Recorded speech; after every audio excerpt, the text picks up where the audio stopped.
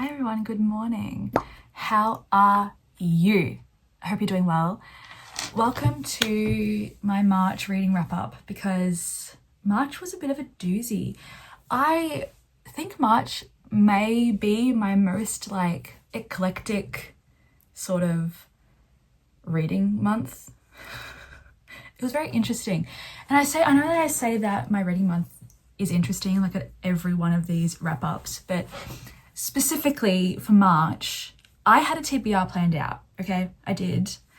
But then when March began, I looked at my TBR and I said, ew, I don't want to read those.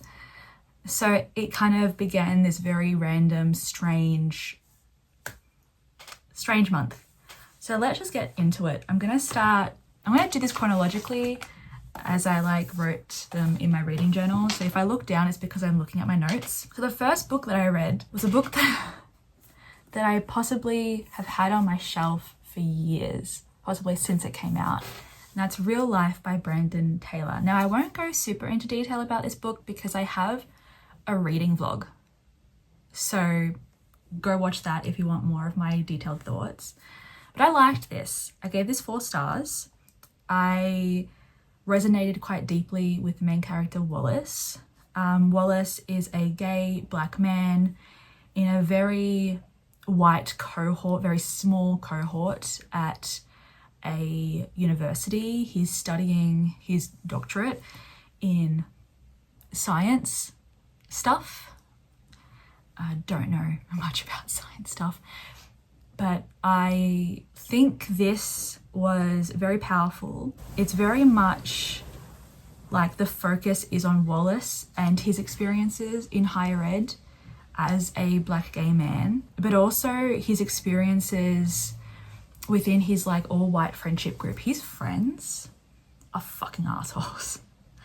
I'm just gonna say, because it talks about complicitness and passivity when you are confronted with racism to your friend is being incredibly horribly racist to your other friend and no one does anything because no one wants to be disruptive and no one wants to highlight the behavior. So if Wallace highlights the behavior and says, hey, what the fuck, then here's the problem, he's being dramatic, he's complaining too much. Very toxic dynamic, but I think it speaks to a lot of people's experiences.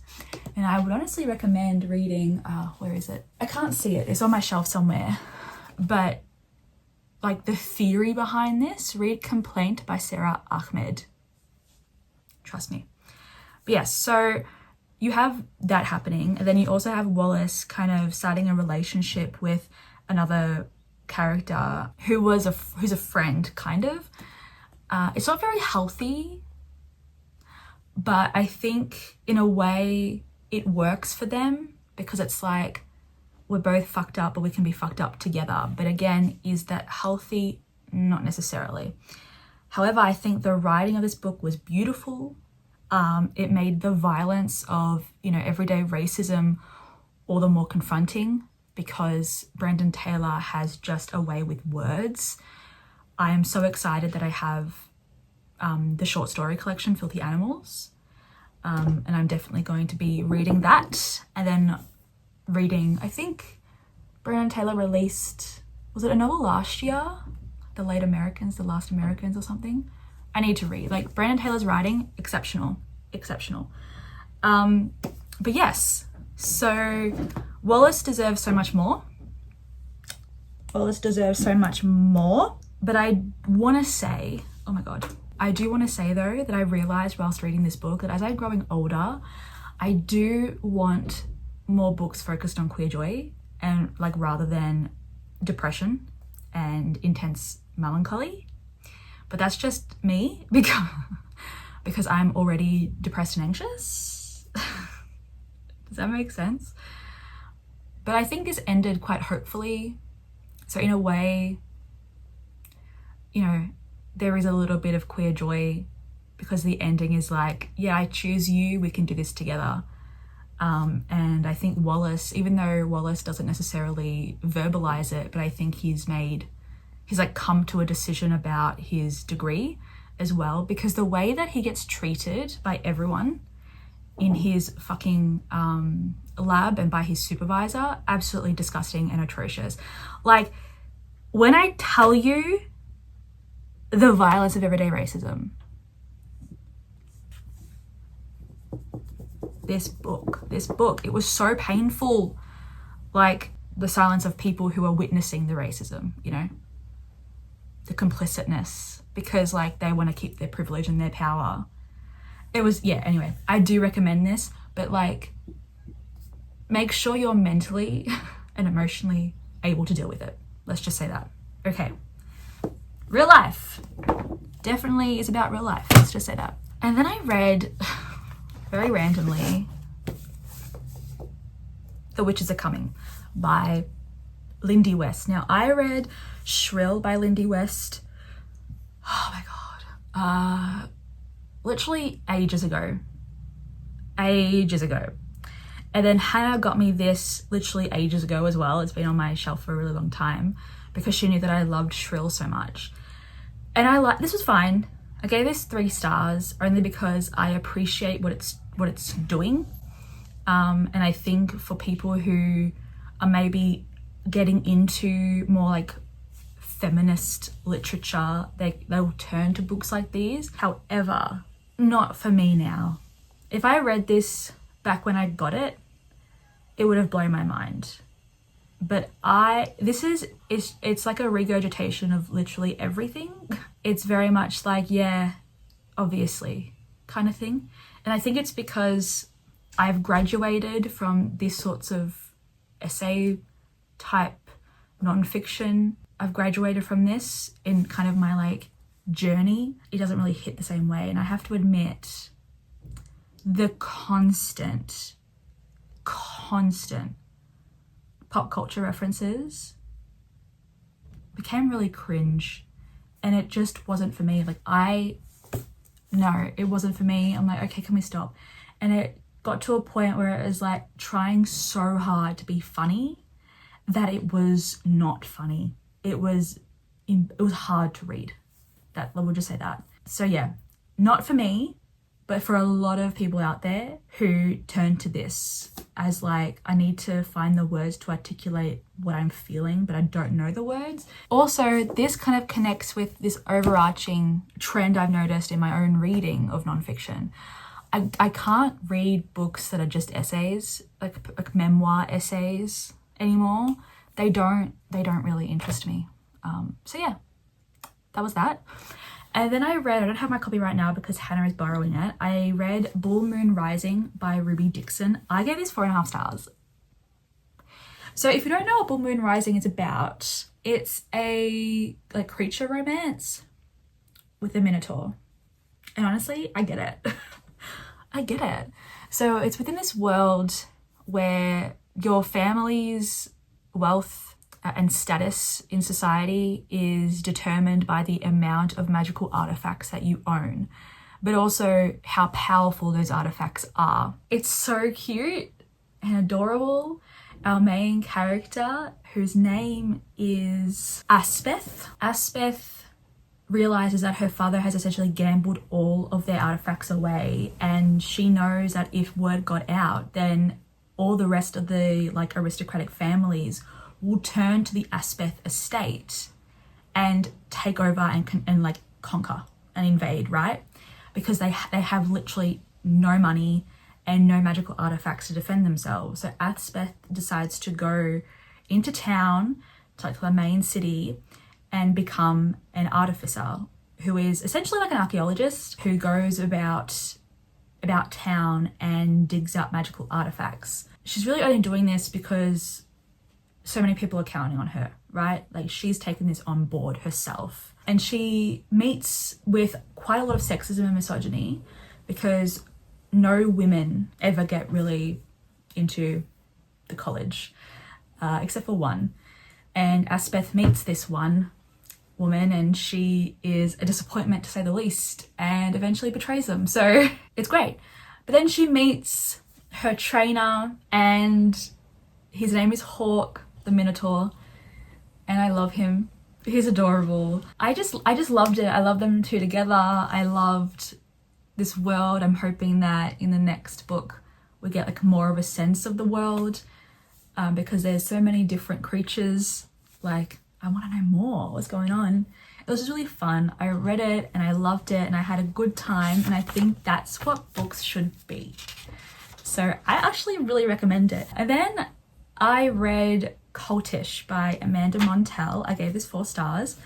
I read this as an audiobook for my commute to work.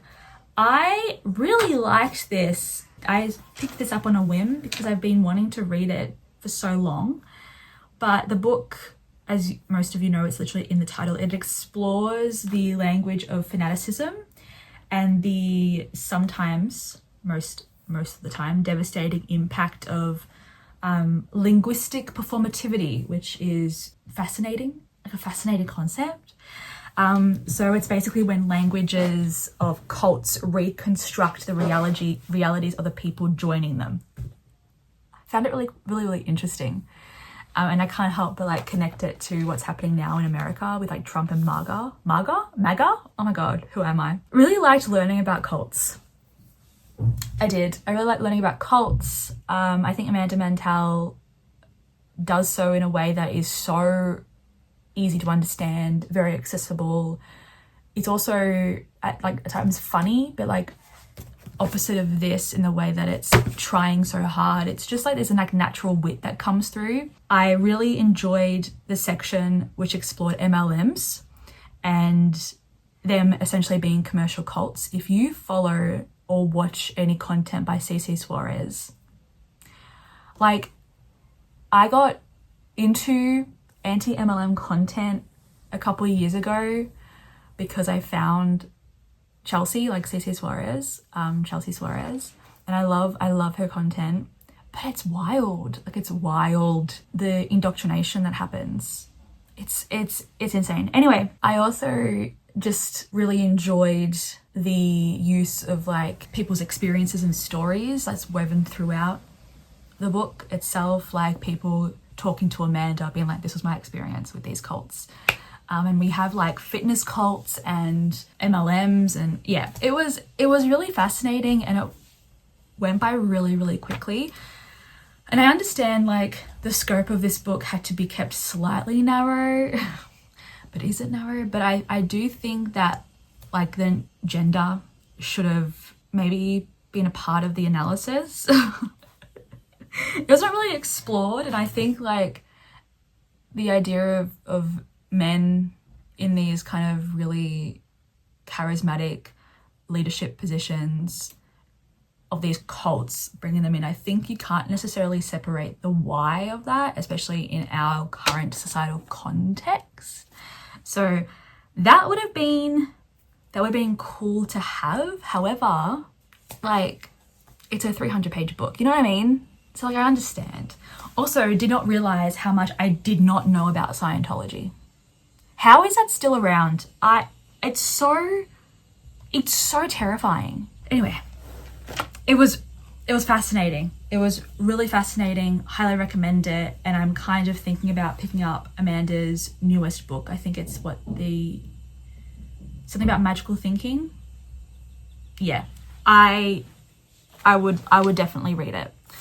And then I read this book, Ruby Fruit Jungle by Rita Mae Brown. I also gave this 4 stars. I'll give you the context. I purchased this book after hearing a participant talk about this book and why it was so important to them.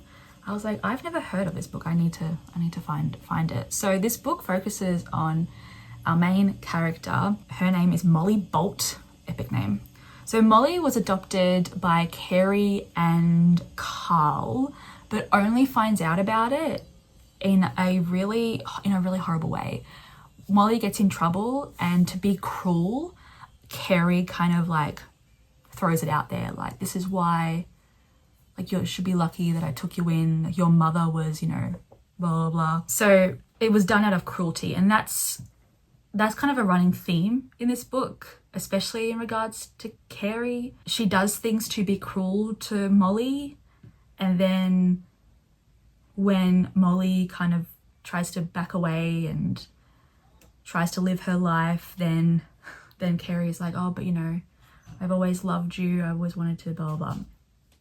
Anyway, Molly has always been different, quote unquote.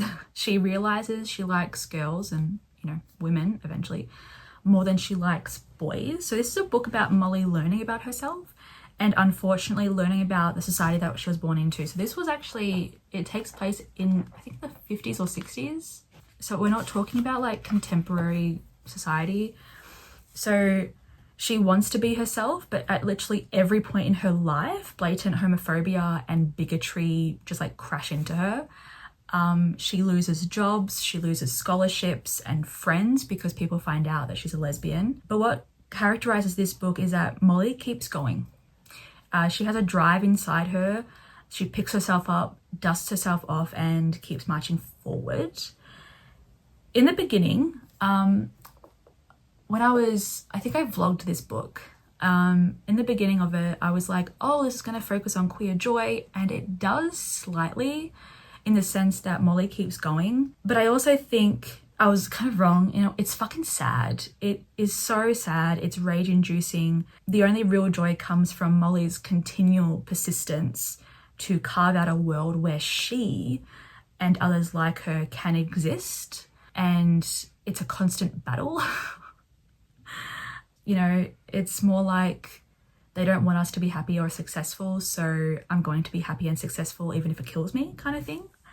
But I really loved it. I think if I read this like 10 years ago, it would have been a really kind of significant moment for me. I just can't believe that I never knew that this book existed. I think it's really important. I think it's really important for people to read this. Highly recommend it. I want to read you a quote from this. So, no one remembers her beginnings. Mothers and aunts tell us about infancy and early childhood, hoping we won't forget the past when they had total control over our lives and secretly praying that because of it, we'll include them in our future. And that right there is a very important notion for this book, especially in regards to Carrie. Molly's like mother, you know, adoptive mother. I don't think I'll forget about this book anytime soon. It was great. It was great. I'm looking down because I want to make sure that I'm articulating myself, and I write better than I speak sometimes, most of the time. And then I read another nonfiction book. I read 3 nonfiction books? 1, 2, 4 nonfiction books. I read The Palestine Laboratory by Anthony Lowenstein, and I gave this 5 stars. This was eye-opening, to say the least. This was another impulsive audiobook that I decided to read. It was on Everand, and I was like, I need an audiobook to listen to on my commute, so why not? I don't know much about Israel, about Palestine, so I've decided that I want to learn more. And this was one of the first ones that kind of popped up on my radar. It's about, essentially, the book centers on the mechanisms of occupation, so of Israel's occupation of Palestine, and how Israel profits from their treatment of Palestinian people, because Israel's biggest export is weaponry and kind of surveillance tech. So the book's, like, one of its like theses is that that's how Israel shows their buyers how their tech works, because it's like, look what we've been doing and it's been a success, so buy our technology, buy our weapons, because, you know what I mean? So it's the most horrifying thing, but that is essentially what they do. And I love the way, it's Anthony Lowenstein. I really like how Lowenstein approaches the writing of this book. He's a journalist, and you can tell it was easy to understand, even though I was reading about army and exporting and weaponry stuff and a lot of different intelligence agencies and like private research sectors, and it could have been really dense. The writing of this is it's just so easy to understand. It's so easy to follow. Highly recommend it. I also didn't know that they armed Russia. Like, they provided weapons for the Rwandan genocide. Israel, I'm talking about Israel. And that was also one of the main arguments, is like, Israel has no moral, ethical boundaries in who they're selling to. And I think I could be remembering this wrong, but the president of Ukraine has consistently shown his support to Israel, but Israel refuses to arm Ukraine or to help Ukraine, or even to acknowledge what Ukraine is going through, and they're arming Russia. Very interesting that they've never like publicly put their support behind Ukraine. You'd think they would. Well, would you? Would you actually? Yeah, so like the type of surveillance that they've created and sold, they sold to the United States, they sold to Saudi Arabia, hacking phones to arrest in some cases to help execute people in the countries that they sell. Like they know who they're selling to. They're selling to, in most cases, to tyrants, to despots. And they know exactly how their technology is going to be used because that's how they use their own technology. Anyway, yeah, so basically Israel arms authoritarian regimes, but are we surprised? It was a very interesting read. Highly recommend that you read it. And then I read a short story collection. Now I read this short story collection for the Read Good Challenge. This is Ethereal Worlds by Tatiana Tolstoya, sorry. Oh, there was so much potential for this. So, okay. We'll just say Tolstoya writes quite lovely, punchy, fun. I like the way that she describes the world and people and like their characteristics. I cried a few times because it was so punchy.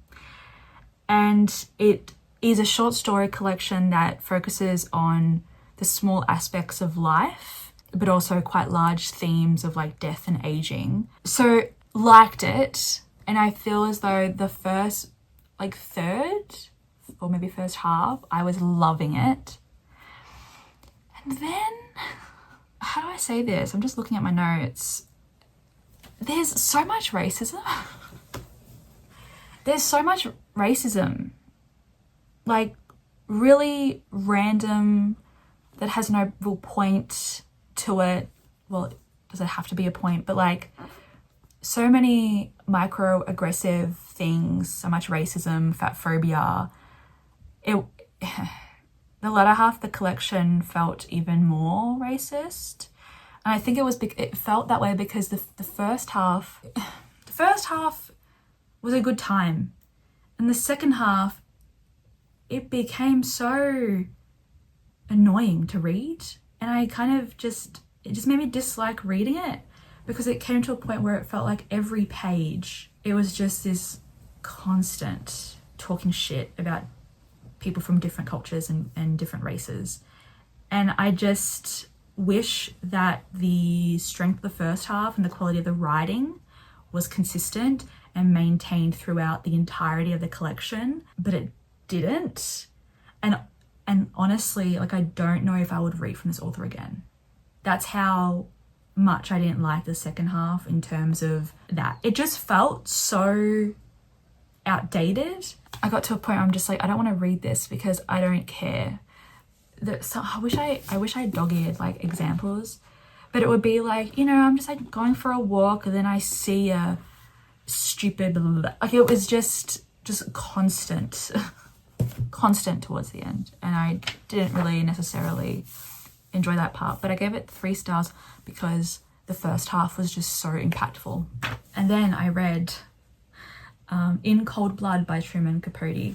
I don't have this book right now because Mum is currently reading this as we speak. I also decided to read this on a whim. That was like most of March was whim mood reading books. I loved this. Gave it 4.5 stars. I loved this so much. It was such an interesting approach to a true crime novel. And I know there's been a lot of conversation about whether or not everything that Truman Capote wrote was factual or if he took some creative license, but he writes a good fucking story, let me tell you that. I loved how it started off with the family and you forget that it's about their murder. And so like you're reading and then all of a sudden it's like the people of this community wake up with the Clutters killed, and it's like, wait. But they were fine. they were fine 2 seconds ago. I just really loved that. And as you're getting introduced to the family, you're also being introduced to the two people who you know end up killing the family, the Clutters. It was really fascinating. The writing was incredible, constantly engaged. It was very propulsive. I didn't want to stop reading. And I loved how it went from like the who and what happened, and then like the rest of the book is the why.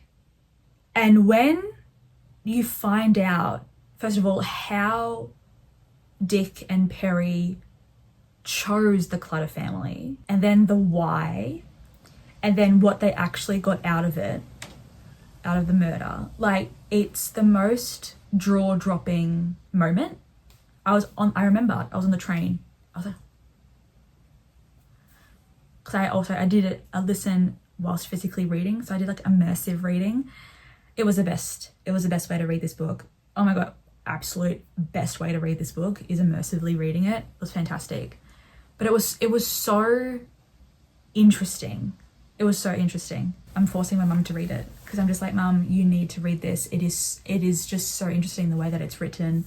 And it's about this, you know, small town slaughter, basically. It was shocking, and I can see myself rereading it. I want to also, why hasn't there been a documentary from Netflix about this? You know, maybe there is and I just don't know. And then the last book that I read for March was for the World Tour Book Club that was created and is hosted by Emma from the YouTube channel Emmy. I read Temporary People by Deepak Unikrishnan, and I gave this 4 stars. I didn't realize this was a short story collection. If it was a short story collection, I would have read it. I would have approached reading it very differently. I thought it was a novel, so I left it until like the last couple days of March. If I knew it was a short story collection, I would have read it the way that I read this, which was read like a story a day. So that was my own fault. And I think if I approached it like I typically approach short story collections, I would have gotten much more out of it because I would have had time to process the stories. Because I read it in such a short amount of time, a lot of the stories went over my head. So this is very unique and creative in how it played with structure. It was quite fable-like in how Deepak approached the writing of these stories. So it focused on the exploited labour force working in the United Arab Emirates. It explores the immigrant experience, the impact of language and cultural erasure, the risks of being yourself in a society that values conformity with the normative kind of governmental, at parts, corruption, and so much more. But yeah, so there's a fable-like essence to every story, which is why I think quite a lot of it went over my head because I read it in such a short amount of time. Because of that, I don't actually remember much of the content of the stories, but I do remember crying over a few of the stories. I would read from this author again because the way that he approaches writing reminded me slightly of Ocean Vuong, and I love Ocean Vuong. So I'll be interested to see what this author does in the future. But yes, fable-like, quite speculative in some cases. I liked that some of the stories connected with each other. I love interconnected short stories. I think they're so underappreciated in the short story genre. I don't remember much of it because I read it in such a short amount of time. I did a disservice. I did a disservice to the book. I did a disservice to myself. I have the ebook, so I wouldn't be surprised if in a few years' time I revisit this short story collection, because this type of writing is what I adore. Like, this is my kind of writing, my kind of play with structure, that I find it interesting that I felt so bored by it as I was reading it. But again, I was reading it in a really short amount of time because I wanted to finish it in March, and I wanted to finish it in the 2 days left of March. So that is my March reading wrap up. Longer than I anticipated. It was an interesting one. April is going to also be an interesting wrap up because it's going to be a very short one. I haven't really read that much in April. I will see you sometime next week keep reading, and take care. Bye, friends.